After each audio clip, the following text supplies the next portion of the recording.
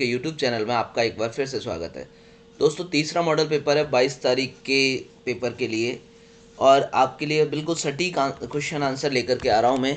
पहले भी मैंने एक रैपिड डाला, उससे पहले मैंने ऑप्शन के साथ डाला था। इसमें ऑप्शन के साथ और रैपिड दोनों प्रकार के क्वेश्चन हैं, तो आपको फटाफट से इनको पढ़ लेना है। और मैंने आपको बोला है 2 से 3 बार पढ़ना है, एक एक वीडियो को 2 से 3 बार देखना है। 10-15 मिनट की वीडियो में दोस्तों अगर तुम पूरे एक पेपर को पास करने के लिए 2 घंटे भी नहीं दोगे तो फिर कुछ नहीं हो सकता। तो प्लीज़ आप इनको ढंग से पढ़ें, और अच्छा लगे तो अपने दोस्तों को शेयर करें, लाइक करें, और चैनल को सब्सक्राइब कर लेना, जिससे आपको पेपर तक की सारी वीडियो मिलती रहे। ठीक है, और मैं गारंटी दे रहा हूँ एक भी क्वेश्चन बाहर नहीं जाएगा, आप गारंटी के साथ पास हो जाएंगे। आपको कोई रट्टा मारने की जरूरत है, सिर्फ वीडियो देखनी है। क्वेश्चन नंबर 1 पढ़ते हैं यहाँ पे। विंडो 11 में इंटरनेट एक्सप्लोरर को किस वेब ब्राउज़र से बदल दिया गया? आपको मैंने ये क्वेश्चन दूसरे रूप में पहले और वीडियो में भी बताया है। बहुत इंपॉर्टेंट प्रश्न है ये। माइक्रोसॉफ्ट एज के साथ बदल दिया गया, ध्यान रखना, क्योंकि 11 में एज आ गया और इससे पहले विंडो एक्सप्लोरर था। यहाँ बात करते हैं नेक्स्ट। कौन सी विंडो यूटिलिटी आवश्यक फाइलों को मिटा देती है? तो डिस्क क्लीनअप यूटिलिटी ऐसी है जो आवश्यक फाइलों को क्या कर देती है दोस्तों, यहाँ से मिटा देती है। यहाँ नेक्स्ट है, दुर्भावनापूर्ण सॉफ्टवेयर को नेटवर्क या इंटरनेट के माध्यम से आपके कंप्यूटर तक पहुँचने से रोकने में मदद करता है। तो ये फायरवॉल मदद करता है दोस्तों इसकी, दुर्भावनापूर्ण सॉफ्टवेयर और नेटवर्क को आपसे रोकने के लिए। ठीक है। क्वेश्चन नंबर 4 है, विंडो 11 में कौन सा आइकन पृष्ठभूमि में चल रहे प्रोग्रामों को दिखाता है? तो पृष्ठभूमि में मतलब पीछे चल रहे प्रोग्रामों को जो दिखाता है वो सिस्टम ट्रे होता है, जो कि आपकी टास्क बार में राइट हैंड की तरफ दिखाई देता है। ध्यान रखना इस बात का, क्योंकि ये सिस्टम ट्रे भी बड़े काम का है, ये कई बार पूछा गया है और फिर आने के चांस हैं इसके। नेक्स्ट देखते हैं, निम्न में से कौन सा आपके कंप्यूटर के लिए दुर्भावनापूर्ण है? वहाँ पे बचाता कौन है और यहाँ पर लिखा गया है कि दुर्भावनापूर्ण है कौन? तो अपडेट एंड सिक्योरिटी, नहीं ये नहीं है। एंटीवायरस, नहीं ये तो उल्टा बचाता है हमारे। फायरवॉल भी बचाता है। एकमात्र वायरस ऐसा है जो हमारे कंप्यूटर के लिए दुर्भावनापूर्ण है, मतलब नुकसानदायक है। क्वेश्चन नंबर 6 देखते हैं, विंडो 11 में विंडो को मैक्सिमाइज करने का क्या अर्थ है? तो दोस्तों, विंडो को जो मैक्सिमाइज करते हैं, मतलब आपका जो डेस्कटॉप है उसको थोड़ा सा फिट करने के लिए काम आता है, उसे कहते हैं हम। इससे डेस्कटॉप पर फिट करने के लिए विस्तारित करना है ना, वो डेस्कटॉप पर उसकी विंडो को कंप्लीट फिट कर दिया जाता है। नेक्स्ट देखते हैं 7 number question, C D ROM और CDRW में क्या अंतर है? यहाँ ध्यान रखना, CDRW तो किस काम आता है, इसको लिखा भी जा सकता है, पढ़ा भी जा सकता है। ठीक है ना, क्योंकि राइट एंड रीड दोनों काम होते हैं इसमें, लेकिन CD रोम केवल पढ़ने के लिए काम आती है। ओके ना। यहाँ देखते हैं, प्रोजेक्टर को कंप्यूटर से जोड़ने के लिए आमतौर पर किस केबल का उपयोग किया जाता है? तो आमतौर पर किस केबल का उपयोग किया जाता है? HDMI केबल का उपयोग किया जाता है। होने को VGI केबल भी काम आता है। ध्यान रखना, अगर यहाँ VGI आता है तो भी सही है, लेकिन वर्तमान के अंतर्गत जो HDMI है उसका ज़्यादा चलन है। ठीक है, पहले जो प्रोजेक्टर थे उनमें HDMI केबल की जगह VGI केबल थी। वर्तमान के अंदर USB भी आने लगा है। क्वेश्चन नंबर 9 देखते हैं, किस पोर्टल का उपयोग मुख्य रूप से बस टिकट बुक करने के लिए किया जाता है? बहुत अच्छा क्वेश्चन है दोस्तों, ध्यान रखना आप यहाँ पे। तो IRCTC रेलवे के लिए है, इनमें से कोई है नहीं। और यहाँ आपका RSRTC, तो ये आपके राजस्थान जो रोडवेज़ हैं उनमें अगर आपको टिकट बुक करना है तो RSRTC पे आप क्लिक करेंगे। नेक्स्ट क्वेश्चन देखते हैं, मॉक का फुल फॉर्म क्या है? ये मॉक वाला क्वेश्चन जनरली आता रहता है, ध्यान रखो इसका। तो मैं आपको बता दूं, आपका मॉक का full form massive open online source. तो ये आपके लिए बहुत ज़्यादा इंपॉर्टेंट है। मॉक वाला क्वेश्चन आप ज़रूर ध्यान रखें, किसी न किसी रूप में आपके लिए आ सकता है। ठीक है ना। तो मैसिव ओपन ऑनलाइन कोर्स, ध्यान रखना, कभी पूछता है ये किससे संबंधित है, तो ये एजुकेशन से संबंधित है मॉक। यहाँ बात कर रहे हैं क्वेश्चन नंबर 10 की, एम एस वर्ड में आपको कई दस्तावेजों को एक साथ देखने और तुलना करने की अनुमति देता है। तो इसकी अनुमति कौन देता है दोस्तों? स्प्लिट स्क्रीन देता है। आप दो स्क्रीनों को एक साथ यहाँ पर जोड़ के फिर देख सकते हैं, तो स्प्लिट स्क्रीन आपके लिए काम आता है। नेक्स्ट देखते हैं यहाँ पर, कंप्यूटर सिस्टम का प्रत्येक घटक या तो या खाली जगह है। देखना है आप यहाँ पे एक बात बताऊँ आपको, हार्डवेयर या सॉफ्टवेयर है, एप्लीकेशन सॉफ्टवेयर या सिस्टम सॉफ्टवेयर है, सॉफ्टवेयर या सीपीयू रैम है, इनपुट डिवाइस या आउटपुट डिवाइस है। इस बात का ध्यान रखना आपके पास कि कंप्यूटर सिस्टम का प्रत्येक घटक, देखो अगर हम बात करें इनपुट डिवाइस या आउटपुट डिवाइस की, तो इसका मतलब सारे हार्डवेयर की बात हो गई, बस कंप्यूटर में हम इनपुट देंगे और आउटपुट देंगे, तो इससे काम नहीं चलेगा। सॉफ्टवेयर या सीपीयू रैम, मतलब इससे भी नहीं काम चलेगा। एप्लीकेशन सॉफ्टवेयर या सिस्टम सॉफ्टवेयर, इससे भी नहीं। लेकिन हार्डवेयर और सॉफ्टवेयर, ये हमारा यहाँ राइट आंसर होगा, क्योंकि या तो हार्डवेयर होगा कंप्यूटर के अंदर या सॉफ्टवेयर होगा, उसके अलावा कुछ हो नहीं सकता। ठीक है, नेक्स्ट देखते हैं यहाँ पे NVHP http://www.nvspin.in पोर्टल का उपयोग निम्नलिखित में से किया जाता है। दोस्तों आपको मैं बता दूं ये प्रश्न क्यों ज़्यादा महत्वपूर्ण है, क्यों वर्तमान के अंतर्गत आपको चुनावों की तैयारियां चल रही हैं और आपके लिए डेली मैसेज आ रहे हैं। किसके आ रहे हैं? NVSP के मैसेज आ रहे हैं कि आप अपनी मतदाता सूची में नाम जोड़ें, संशोधन करें। तो ऐसे जो कामों के लिए जो चीज़ हाईलाइट रहती है वहाँ से क्वेश्चन ज़्यादा आता है। मतदाता सूची में नाम खोजने में इसका उपयोग होता है, अपने बूथ एससी और पीसी को खोजने में, नए मतदाता के पंजीकरण के लिए ऑनलाइन आवेदन करने में, और मतदाताओं को ईमेल भेजने के लिए। तो दोस्तों यहाँ पर मतदाताओं को ईमेल भेजने के लिए इसका उपयोग होता है। जो आपके पास ये www जो वेबसाइट है, नेक्स्ट देखते हैं यहाँ पे, वैसे तो सबका ही उपयोग होता है ज़्यादातर, मतलब सूची में नाम भी जोड़ सकते हैं, यहाँ पे खोज भी सकते हैं जानने के लिए, नए मतदाता ऑनलाइन जोड़ने के लिए। NVSP जो ऑनलाइन पोर्टल है सबके लिए काम आता है होने को। नेक्स्ट देखते हैं, इस क्वेश्चन को मैं दोबारा दूसरे वीडियो में और अच्छे से इंक्लूड करूँगा आपके लिए और बता दूंगा इसमें, क्योंकि ये इम्पोर्टेंट है थोड़ा सा।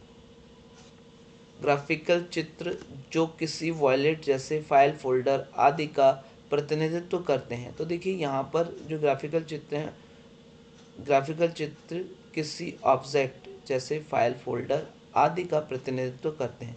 तो टास्क बार आइकन का प्रतिनिधित्व करते हैं, डेस्कटॉप का और आइकन का, या इनमें से कोई नहीं।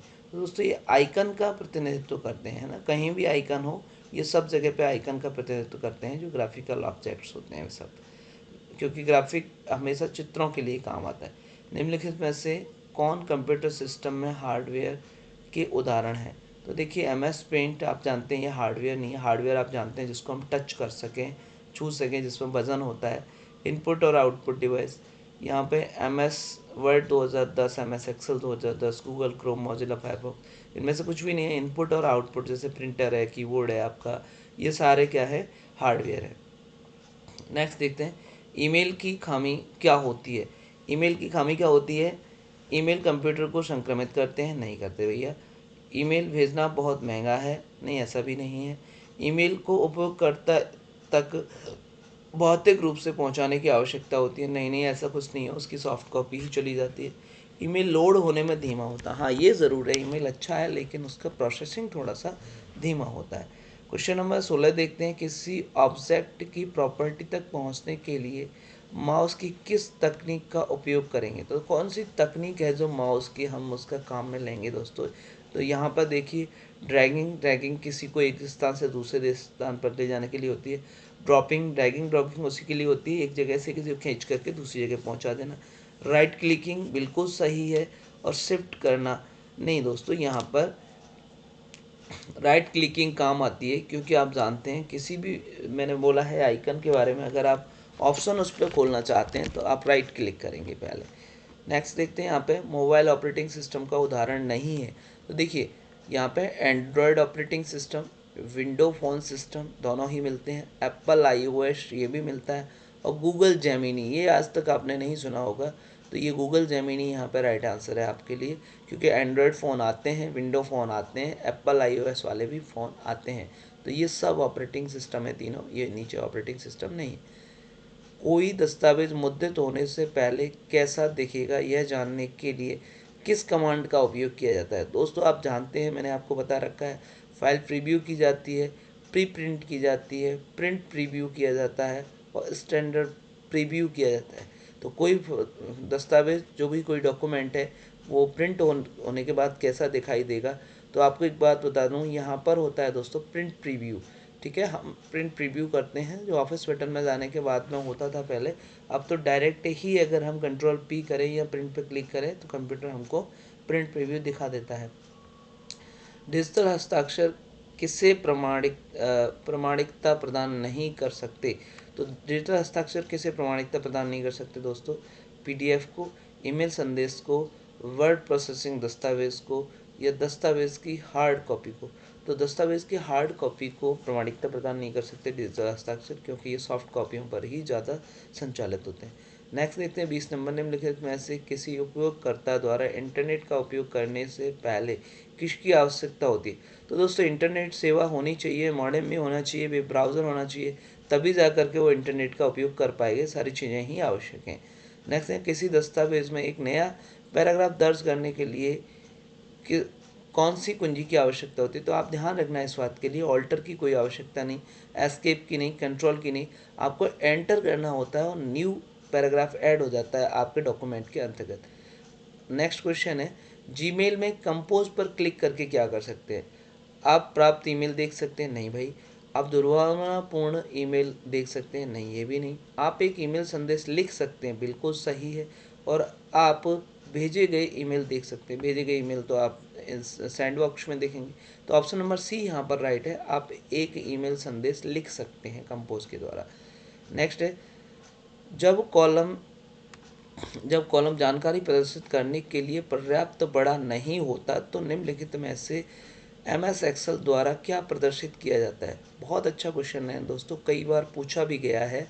तो आप ध्यान रखना यहाँ पे ऑप्शन ए जो है वो राइट है। हैज़ एज के रूप में आपका जो भी डेटा होता है वो कन्वर्ट हो जाता है। अगर आपकी सेल का साइज कम पड़ रहा है और डेटा आपका बड़ा है तो हैज़ एज के रूप में कन्वर्ट हो जाएगा, और आप जब सेल का साइड कंप्लीट कर देंगे तो वहाँ पर वो आराम से डेटा जो कि शो हो जाएगा। नेक्स्ट है, MS पावर पॉइंट 2010 में यदि आप प्रेजेंटेशन का पर्याप्त सॉरी MS पावर पॉइंट 2010 में यदि आप प्रेजेंटेशन को समाप्त करना चाहते हैं तो आपको कौन सी कुंजी दबानी होगी? यहाँ पर हमने को नहीं लिख पाया, ध्यान रखना।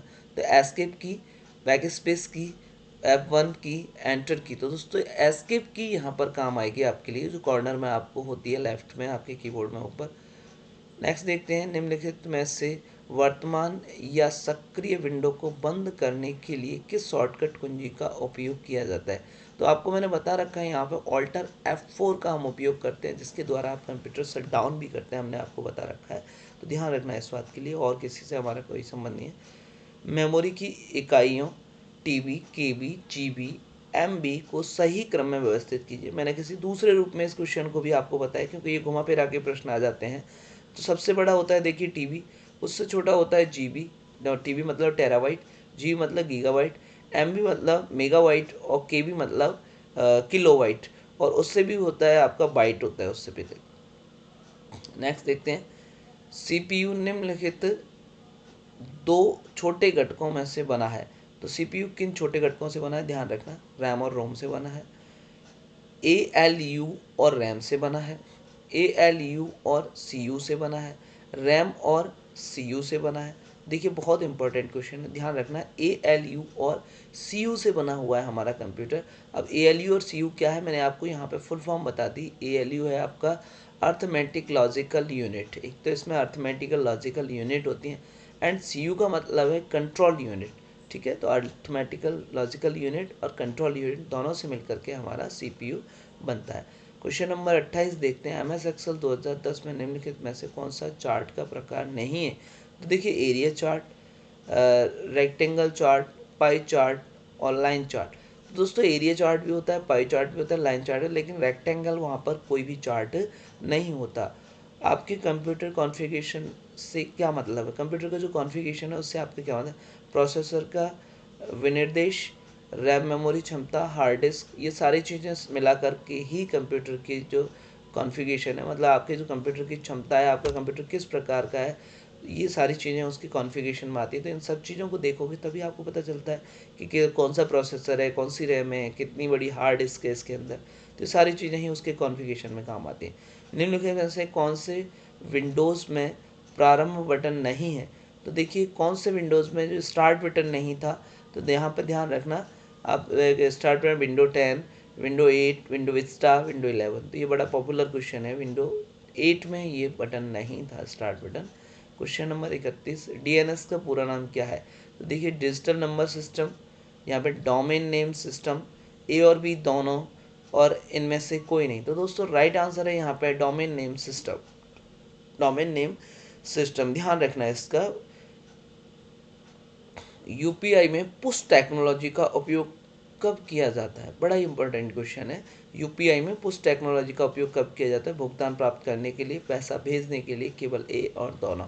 तो दोस्तों ध्यान रखना है यहाँ पे पैसा भेजने के लिए, पुश मतलब किसी को दबाना, किसी दूसरी जगह के लिए काम आता है, तो पैसा भेजने के लिए। ऑनलाइन शॉपिंग किस प्रकार के लेन देन का उदाहरण है? ध्यान रखना, B2B मतलब business to business, business to customer, customers to customer, और C2B मतलब कस्टमर टू बिजनेस। तो यहाँ आप ध्यान रखना बिजनेस टू कस्टमर मतलब बिजनेस किया जाता है कस्टमर के साथ में ऑनलाइन शॉपिंग में। इस वजह से ऑप्शन नंबर बी आपका राइट आंसर है यहाँ पे। क्वेश्चन नंबर 34 देखते हैं, जीपीएस का पूरा रूप क्या है? मतलब क्या नाम है जीपीएस का? पूरा नाम है graphical position solution, graphical penetration system, global positioning system, और इनमें से कोई नहीं। तो ग्लोबल पोजिशनिंग सिस्टम इसका राइट आंसर है, क्योंकि जीपीएस पूरे मतलब आपका जहाँ तक नेटवर्किंग है वहाँ तक ग्लोबल पूरी दुनिया के लिए काम आता है। तो पूरी दुनिया की पोजीशन बताता है, इसके लिए काम आता है ग्लोबल पोजिशनिंग सिस्टम। नेक्स्ट देखते हैं यहाँ पे, वर्ल्ड 2019 में रिबन किसकी एक श्रृंखला से बनता है? तो वर्ड 2019 में जो रिबन है वो किन किन से बनता है? गैजेट्स से, विंडोज से, टैब्स से, सभी से। तो दोस्तों यहाँ पर ये टैब्स मिलते हैं आपको। जो 2019 आप या वर्ड की बात करें या एक्सेल की बात करें या पावर पॉइंट की बात करें, सब में जो रिबन है वो टैब से बनता है। टैब होते हैं वहाँ पर, तो टैब से मिलकर के रिबन बनती है, और जहाँ पर टैब दिखाई देते हैं उसको हम रिबन कहते हैं। तो इस बात को आप ध्यान रखना दोस्तों, बड़े इंपॉर्टेंट क्वेश्चन है। तो फटाफट से इनको 2 बार तो कम से कम आपको देखना ही है। तो चलिए मिलते हैं नेक्स्ट वीडियो के अंतर्गत। ये मॉडल पेपर ध्यान से पढ़ना, दोस्तों के लिए शेयर करो, चैनल सब्सक्राइब करना नहीं भूलना है, क्योंकि आपको ही पास कराएगा।